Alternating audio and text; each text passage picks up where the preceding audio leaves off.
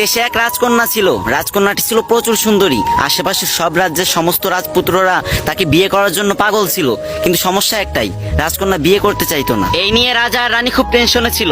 রাজকন্যাকে অনেক বোঝানোর পর অবশেষে সে বিয়েতে রাজি হলো, কিন্তু বলল আমার একটা শর্ত আছে। আমি যে ছেলেকে পছন্দ করব তাকে আমি একটা পরীক্ষা দেব। পরীক্ষাটি হলো সে 3 দিন 3 রাত একটানা ঘুমাইতে পারবে না। সে যদি এই পরীক্ষায় পাশ করে তাহলে তাকে আমি বিয়ে করব, আর যদি ফেল করে তাহলে তাকে আমি কঠোর থেকে কঠোরতম শাস্তি দেব। তারপর রাজা মেয়ের কথা মতো পুরো রাজ্যে ভেড়া পিটিয়ে দিলেন। তারপরের দিন রাজসভায় অনেক ছেলে এসে উপস্থিত হলো। তার ভিতরে রাজকন্যা একটা ছেলেকে পছন্দ করলো। এবার ছেলেটার পরীক্ষা দেওয়ার পালা। রাজকন্যা যে রুমে ঘুমাতেন সেই রুমের দরজার সামনে ছেলেটিকে দাঁড় করিয়ে রাখলেন এবং রাজকন্যার দাসীকে বললেন তুমি এর দিকে খেয়াল রাখবা, এ যেন সারা রাতে একটুও না ঘুমায়। ছেলেটি প্রথম রাতে একটুও ঘুমায়নি, কিন্তু দ্বিতীয় রাত যখন আসলো তার শরীর এতটাই ক্লান্ত ছিল যে সে দরজার পাশে ঘুমিয়ে পড়তে বাধ্য হলো। তারপর রাজকন্যা ঘুম থেকে উঠে সেই ছেলেকে কঠোর শাস্তি দিল, আর এই খবর পুরো রাজ্যে ছড়িয়ে পড়লো। কিন্তু এই খবর পাওয়ার পরও তার পরের দিন একটা ছেলে রাজসভায় আসলো। রাজকন্যার তাকে অতটা পছন্দ না হলেও তাকে পরীক্ষা দিতে বললেন। ছেলেটি যখন পরীক্ষা দিল আগের ছেলেটির মতো সেও ফেল করলো, তাকেও কঠোর শাস্তি দেওয়া হলো, আর এই খবর পুরো রাজ্যে ছড়িয়ে পড়লো। তারপর থেকে আর কোনো ছেলেই রাজকন্যাকে বিয়ে করতে রাজি হচ্ছিল না। এদিকে রাজার দুশ্চিন্তা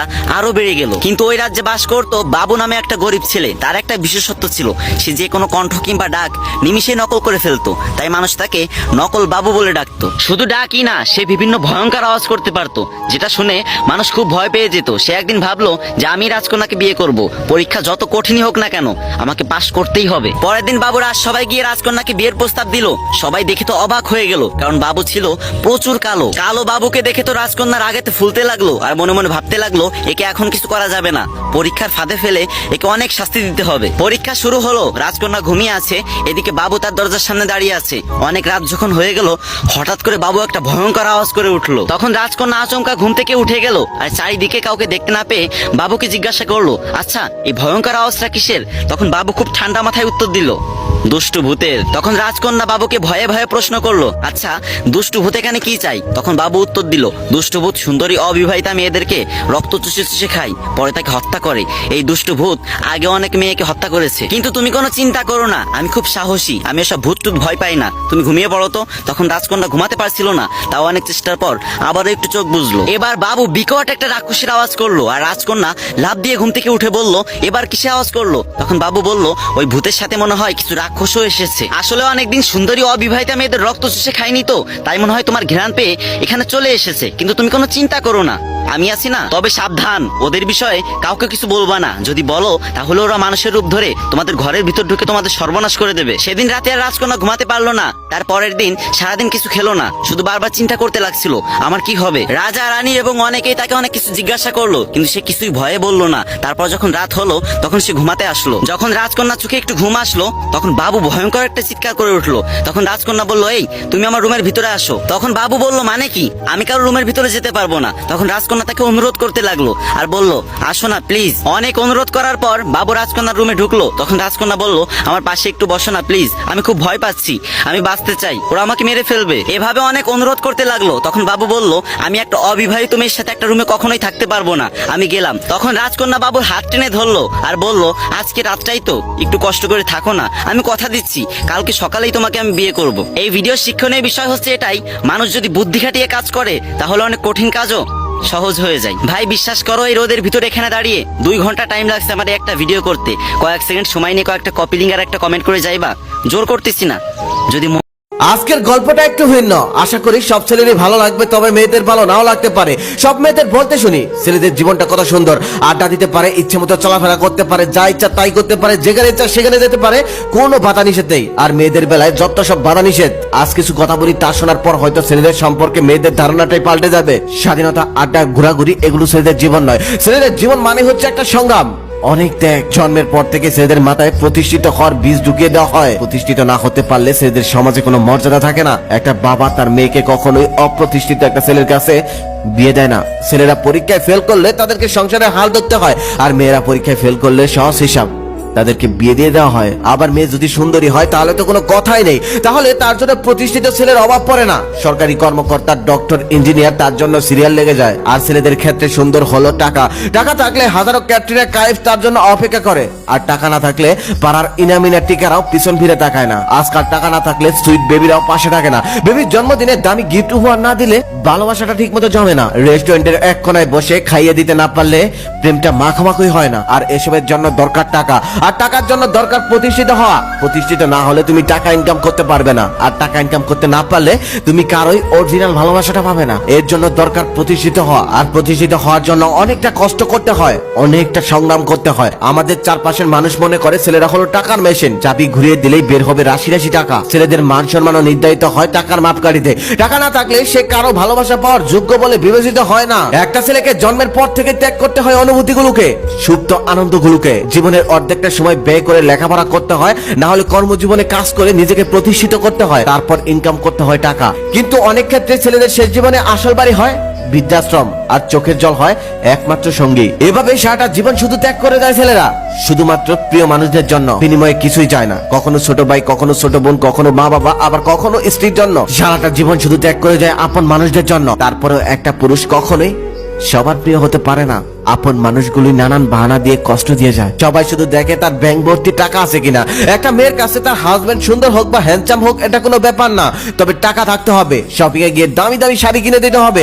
হাজার হোক পাশের বাড়ির ভাবির সাথে সেই শাড়িগুলো নিয়ে প্রতিযোগিতায় নামতে হবে। তো তাই প্রত্যেকটা ছেলের উদ্দেশ্যে একটা কথা, নিজের জন্য ভাবো, নিজের ক্যারিয়ারের জন্য ভাবো, নিজের ফ্যামিলির জন্য ভাবো। টাকা না থাকলে কেউ কিন্তু তোমাকে পাত্তা দিবে না। নিজের ক্যারিয়ারের পিছনে ছোটো, নিজেকে সফল করো। তুমি যদি সফল ব্যক্তি না হতে পারো, তাহলে তুমি যেই মানুষটাকে ভালোবাসো সেই মানুষটা তোমাকে ভালোবাসবে, তবে বিয়ে করবে না। বলবে বাবা মা জোর করে বিয়ে দিয়ে দিয়েছে, আমি কি করব, আমি তো তোমাকে ভালোবাসি। ভালোবেসে যাবে, তবে তোমার হবে না। আমি একদিন ক্লাস 6 এর একটা মেয়েকে জিজ্ঞেস করলাম, আচ্ছা তোমার কেমন ছেলে পছন্দ? সে লজ্জায় লাল হয়ে গেল আর মুচকি হাসি দিয়ে বলল, দেখতে অনেক সুন্দর, এমন ছেলে আমার পছন্দ।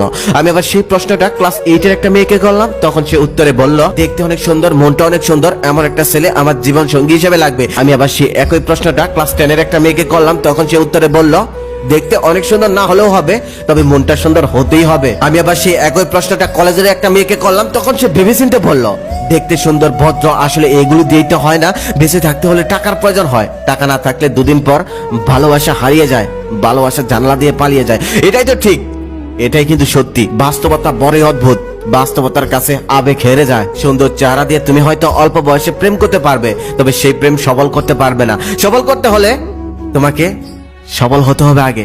একটা গল্প বলি।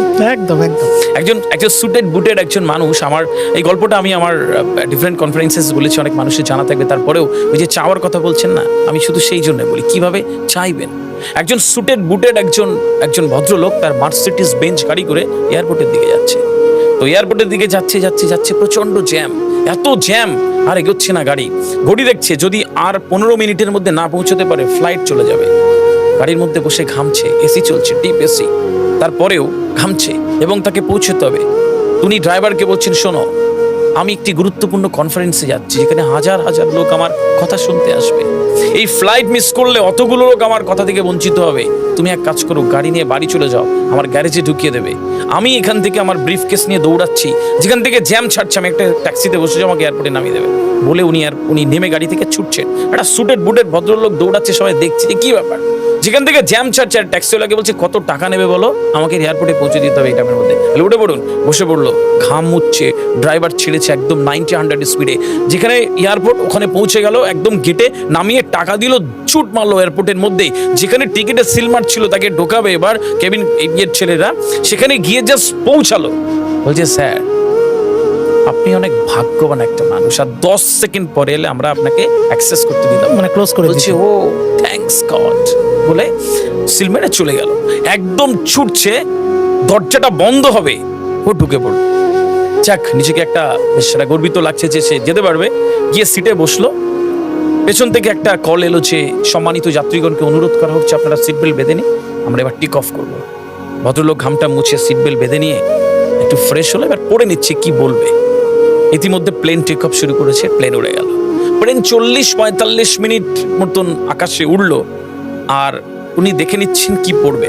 50 মিনিটের মতন একটি সময় প্লেনটা এরকম দুলছে প্লেন। ভেতরে যাত্রীরা চিৎকার চেঁচামেচি শুরু করেছে। একটা সময় এত চিৎকার হচ্ছে, পেছন থেকে আর একটা অ্যানাউন্সমেন্ট হলো, সম্মানিত যাত্রীগণকে অনুরোধ করা হচ্ছে আপনারা বিভ্রান্ত হবেন না, বাইরে তুফান ঝড় হচ্ছে, এই ঝড়ে পাইলট প্লেন চালাতে পারছেন না, আমাদের গন্তব্য থেকে আমরা এখনো অনেক দূরে, কাছের একটি এয়ারপোর্টে প্লেনটাকে নামানোর চেষ্টা করছে, আপনারা শান্ত হয়ে বসুন। প্লেন দুলছে আস্তে আস্তে, চেষ্টা করছে পাইলট ওটাকে নিচে নামানোর, এবং একদম পিক পয়েন্টে এসে প্লেনটাকে কোনোভাবে এসে নামিয়ে দিল। যখন নিচে নামালো, ঘোষণা এলো যাত্রীগণকে অনুরোধ করা হচ্ছে নেমে পড়ার জন্য। যাত্রীরা নেমে দেখছে ওপরে যে পরিমাণ ঝড় হচ্ছিল, নিচে ওই পরিমাণ ঝড়ের তীব্রতা কম। যে লোকটা যাওয়ার কথা ছিল সে এবার এয়ার হোস্টেস থেকে চিৎকার করা শুরু করেছে, এই তোমরা কি প্লেন চালাও, এই কি ঝড়ে, এই ঝড়ে প্লেন চালানো যায় না, আমি একটি গুরুত্বপূর্ণ কনফারেন্সে যাচ্ছি, হাজার হাজার লোক আমার কথা শুনতে আসবে, তোমরা এইরকম কাজ করো। এই কথা বলতে বলতে পাইলট নেমে আসছে, আরো চিৎকার করা শুরু করো। পেছন থেকে একটা লোক টাক করে বাড়ি দিয়ে বলছে এক্সকিউজ মি, পেছন ঘুরে বলছে ইয়েস। বলছে স্যার আমি আপনাকে চিনি। বলে মানে? বলছে স্যার আপনি ডক্টর রহমান। বলছে ইয়েস আমি ডক্টর রহমান, আপনি কে? বলছে আমি আপনার ভক্ত, আপনি কথা বলতে যাচ্ছেন আর আমি আপনার কথা শুনতে যাচ্ছিলাম। স্যার আমি জায়গাটা চিনি, আপনি যদি কোনো সময় নষ্ট না করে এখান থেকে কোনো একটি এয়ারপোর্ট থেকে বেরিয়ে একটা ট্যাক্সি নেন আর বলেন যে একদম 80, 90, 100 স্পিডে যাবে, তাহলে আগামী 3 ঘন্টার মধ্যে আপনি পৌঁছতে পারবেন, আপনার এই সময় ওখানকার স্পিচ রয়েছে। ভদ্রলোক শুনে একটু একদম আশাহত ছিল, একটু আশান্বিত হলো, চিকচিক করছে চোখ, তাই নাকি? বলছে স্যার সময় নষ্ট করবেন না। ভদ্রলোক সময় নষ্ট না করে ব্রিফকেসটা নিয়ে দৌড় বা এয়ারপোর্টের বাইরে বেরিয়ে ট্যাক্সিওয়ালাকে লোকেশন দিয়ে বলছে কত টাকা নেবে বলো, আমাকে পৌঁছে দিতে হবে এই টাইমের মধ্যে, কোনোভাবে ব্রেকে পা দিলে চলবে না।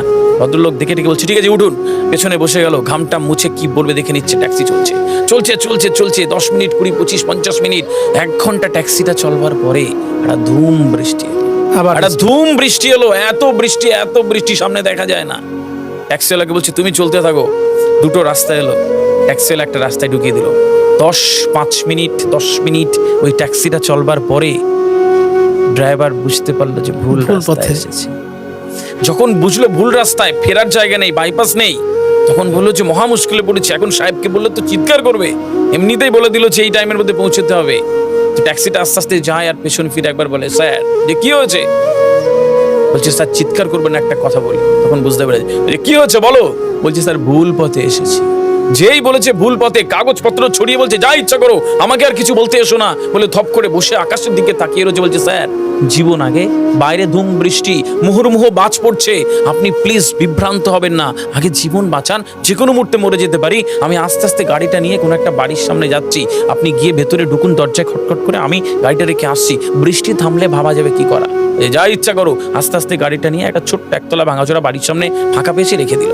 রেখে দেওয়ার পরে বলছে আপনি স্যার ব্রিফকেস নিয়ে ভেতরে যান, আমি আসছি। লোকটা ব্রিফকেস নিয়ে দরজায় 3বার টোকা দিল, কেউ কথা বলছে না। 4বারে টোকা দেওয়ার পরে ভেতর থেকে এক বয়স্ক ভদ্রমহিলার গলা, বাইরে যিনি রয়েছেন ভেতরে আসুন, আমাকে ডিস্টার্ব করবেন না, বৃষ্টি থামলে চলে যাবে। ভদ্রলোক দরজা খুলে দেখলো অন্ধকার ছাড়ছে একটা জায়গা।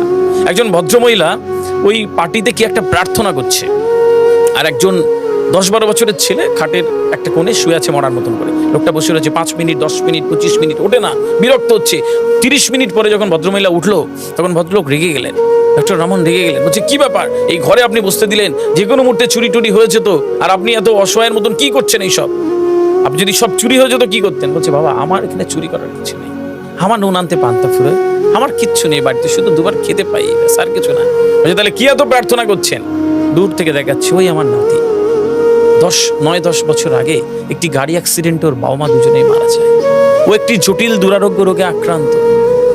এলাকার সমস্ত ডাক্তারকে দেখিয়েছি, কেউ ওকে সারাতে পারেনি। আমি লাস্ট একজন ডাক্তারের কাছে গিয়েছিলাম, বললো অনেক খরচ, দিল্লি যেতে হবে, আর আমার কাছে তো টাকা নেই, আমি তো দিল্লি যেতে পারবো না, আমার কাছে তো প্লেন কি আমি তো জানিও না, আমি যাবো কি করে? বলছে কি বলেছে ডাক্তার? বলছে ডাক্তার বললো এখানে সারাতে পারবো না, দিল্লিতে যাও, একজন ডাক্তার আছে, অনেক বড় নাম করা ডাক্তার। ওই ডাক্তারের নাম কি? বলছে ওই ডাক্তারের নাম ডক্টর রামান। বলছে আপনার নাতিকে যদি ডক্টর রামানের কাছে নিয়ে যান তাহলে আপনার নাতি বেঁচে যাবে। আমার কাছে তো টাকা নেই, আমি প্রতিদিন এই পার্টিতে বসে আমি উপরওয়ালার কাছে প্রার্থনা করি যে হে আল্লাহ তুমি আমাকে ডক্টর রামানের কাছে পৌঁছে দাও, আমার নাতিটাকে ঠিক করে দাও, আমি এটা চাইছিলাম, আমি কি কার চাইতে পারি? বাবা তুমি কে? ভদ্রলোক ওই ব্লেজারের পকেট থেকে একটা কার্ড বের করে বলছে আমি ডক্টর রহমান। ভদ্রমহিলা কার্ডটা দেখে হাউ হাউ করে কাঁদে, একবার আকাশের দিকে তাকিয়ে থাকে আর একবার ভদ্রলোকের দিকে। ততক্ষণে ব্রিফকেস থেকে সে কিছু ওই বের করে ওই বাচ্চাটাকে একটু পরীক্ষা নিরীক্ষা করতে শুরু করে, আর হাউ হাউ করে কাঁদে মানুষটা। আফজল ভাই, সেই জ্যাম শুরুতেই, তারপর প্লেন, ওই প্লেন এরকমভাবে দুলছে, নেমে গেল, ওই ট্যাক্সি ভুল রাস্তায়, এটা ঠিক বাড়িতে হাজির হয়ে গেল। Again I would like to say, अगर किसी चीज को सच्चे दिल से चाहो तो पूरी कायनात उसकी मिलाने की साजिश में लग जाती है। মন থেকে কিছু চাইলে মিলে যায়। আজকের পর থেকে কোনো জিনিস চাইলে ঠিক এরকম ভাবে চাই, মানে একদম মন থেকে, একদম তাহলেই মিলে যায় বলে আমি বিশ্বাস করি। একটি প্রেমের বিয়ের বাস্তব কাহিনী, গল্প নয়, একেবারে সত্যি। আমার ছোট মামা একটা মেয়েকে ভীষণ ভালোবাসতো, কিন্তু তাদের এই ভালোবাসাটাকে দুই পরিবারের এক পরিবারেও কোনো রকম মেনে নেয়নি। তারপর অনেকটা ঝইঝামেলার পর কোনো উপায় না পেয়ে তারা একদিন দুজনেই পালিয়ে যায়, পালিয়ে গিয়ে বিয়ে করে ফেলে। বিয়ে করার পর 15 দিন লুকিয়ে থাকার পর 15 দিন পর বাড়িতে চলে আসে মামা তার স্ত্রীকে নিয়ে। যেহেতু ঘটনা ঘটে গিয়েছে তাই বিষয়টা সবাই মেনে নেয়, কিন্তু নানি বিষয়টা কিছুতেই মেনে নিতে চায় না, কারণ তার ছোট ছেলেকে নিয়ে অনেক স্বপ্ন ছিল সে পছন্দ মতো একটা মেয়েকে তার ছেলের বউ বানাবে আর অনেক ধুমধাম করে ছোট ছেলের বিয়ে দিবে। সেই স্বপ্ন তার পূরণ হয়নি, তাই ছেলের উপর তার প্রচন্ড রাগ, এমনকি ছেলের বউর উপরও। 3 দিন হয়ে গেছে তারা বাড়িতে এসেছে, তবে নানি কখনোই তাদের সাথে কথা বলেনি, এমনকি তাদের দিকে ফিরেও তাকায়নি। তাদেরকে দেখলেই মুখ ফিরিয়ে নানি অন্য দিকে চলে যায়। তারপর মামা তার স্ত্রীকে একটি বুদ্ধি শিখিয়ে দিলেন আজকের থেকে বাড়ির সমস্ত কাজ তুমি করবে, রান্না বান্নাও তুমি করবে, মাকে কোনো কিছুই করতে দিবে না, মায়ের মাথায় তেল দিয়ে দিবে, তার মাথা আশ্রে দিবে, এমনকি ওজুর পানি গরম করে দেবে। দেখবে আস্তে আস্তে মা তোমাকে অনেক ভালোবাসবে, তখন আর তোমার সাথে এমন আচরণ করবে না। পরের দিন সকাল থেকে মামি মামার কথা মতো কাজ করতে লাগলো। মামা সকালে উঠেই ধান খেতে চলে গেল ধান কাটার জন্য। সেই ছেলেটা কখনো ধান খেতের আইলেও পাড়া দেয়নি, সেই ছেলেটা ধান কাটতে চলে গেছে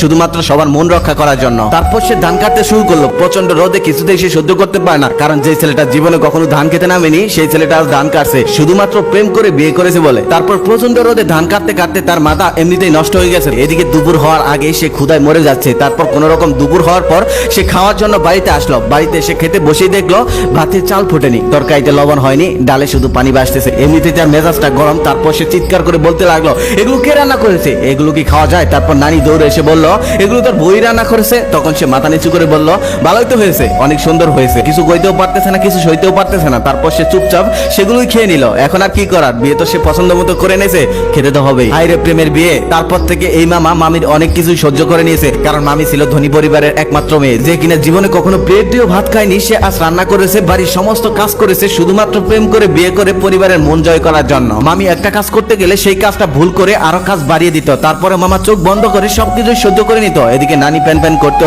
আশেপাশের মানুষ বলতো প্রেম করে বিয়ে করলে এমনই হয়, ধনী দুলালিকে বিয়ে করে এনেছে, 2 দিন যাক, 2 দিন পরে এই মেয়ে সবকিছু ছেড়ে ছুড়ে বাপের বাড়ি চলে যাবে। আর ছেলে আগেও লাফাঙ্গা ছিল, আর বউ চলে যাওয়ার পর আরো লাফাঙ্গা হয়ে যাবে। আমার মামার বয়স আমার থেকে 4-5 বছরের বড় ছিল, তাই সমবয়সী হওয়াতে বন্ধুত্বের মতো সম্পর্ক ছিল আমাদের। আমিও মাঝে মাঝে তাকে খেপিয়ে বলতাম, প্রেমের বিয়ের ডাল বেশি বেশি ঝাল। এই বলার সাথে সাথে হাতের কাছে ঝাঁপ পেত, তাই দিয়ে আমাকে তাড়া করতো। বেচারা প্রেম করে বিয়ে করে কি যে ভুল করেছে, কত মানুষের কথাটা শুনেছে, তার কোনো হিসাব নেই। অথচ সেই মামি আজ নিজের হাতে সব কাজ সামলে নিতে শিখে গেছে। 4-5 জন মহিলা যে কাজ না করতে পারে তিনি একাই এখন সেটা করে ফেলতে পারে। সারাটা দিন কাজের মধ্যে থাকে। নানি মারা গেছে 2-3 বছর আগে, এত বড় সংসারটা তিনি এখন নিজের হাতেই সামলে নিয়েছে, আগলে রেখেছে। আমার মামা এখন একজন খাঁটি কৃষক। যেই ছেলেটা কখনোই জানতোই না বাবার কতটুকু জমি আছে, সেই ছেলেটা এখন বাবার সমস্ত জমি চাষাবাদ করে, বছরে 1000 মণ ধান গোলায় তোলেন।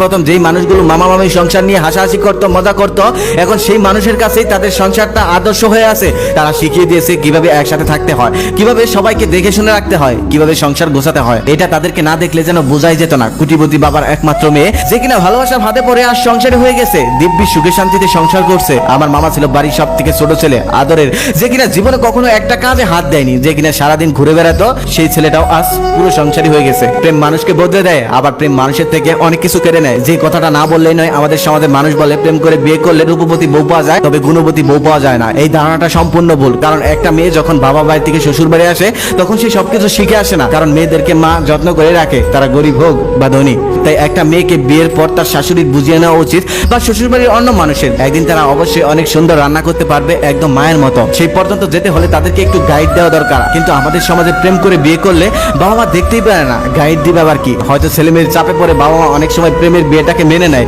কিন্তু বউকে তেমন একটা দেখতে পারে না, আর তাকে সাহায্য করে না। আর এই কারণেই সে সুন্দর করে রান্নাও করতে পারে না, কাজও শিখতে পারে না, কারণ একটা মেয়েকে শিখাতে হয়, কেউ কখনোই মায়ের পেট থেকে শিখে আসে না। আরো একটা কথা, বিয়েতে ছেলে মেয়ের মত নেওয়া অবশ্যই জরুরি, কারণ সারাটা জীবন তারাই দুজন পাশাপাশি থাকবে, আপনারা না।